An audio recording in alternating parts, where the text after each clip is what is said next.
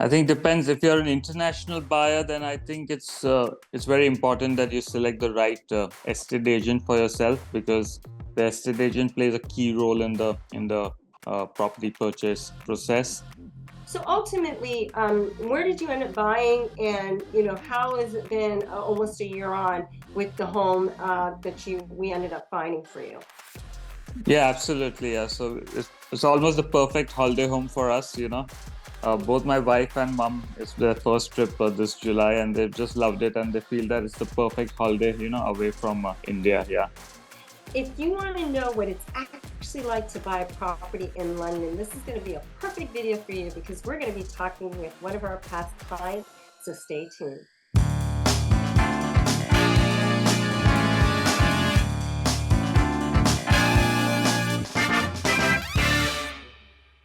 Hi everyone, Ugo Arinzeh here.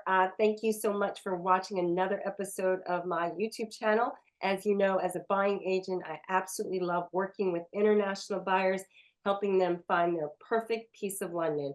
And so this is going to be the first in our video series talking to some of our past clients, because I think it's really helpful to hear from them what their experience has been. Perhaps you'll also get some nuggets and actual real wisdom in terms of perspective. But this is going to be a great opportunity to hear what it's actually like to buy a property here in London, working with me and the Onyx property team. Yeah, so I'm from India, working in Bangalore, and we always wanted to buy a property abroad. And London being such a multicultural hub with such a diverse population, and also because of its strong history and culture, we kind of zeroed down on London as a overseas property for us. We wanted to buy a holiday home. Basically, it's not something that we'll be utilizing throughout the year. We'll be coming on and off. Take a break away from working from India, and spend some quality time in London with family and friends. So that was the idea for buying a property in London as a holiday home. Amazing. So that's obviously something, it probably was a seed, and over the years or months you thought about. So how did you end up finding me, and what made you decide to perhaps work with us? So I was searching the net for a boutique estate agent, so someone who could pay, individual and special attention to clients, not like a high street estate agent. I wanted someone more personalized. So I started my search on the net, and that's when I came across your videos and your website, and and a few others as well. So I looked at all the others. I spoke to you as well as the others, and then I decided that Onyx Property Consultants would be the right fit for me. Okay. Was there anything in particular, having talked to several agents, that you liked, or what was it, the connection, or what made you just make that decision to choose us? So I think when I spoke to you, you were more willing to look at properties in zones 4 as well, whereas some of the others were more focused only on zones 1 and 2 and central London.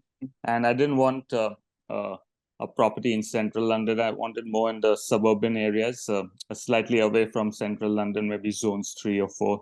And you were like happy to, scout for properties in those areas. And when we spoke, also we developed a good rapport between us in the initial meeting. So that was what made me decide to go with you and your team.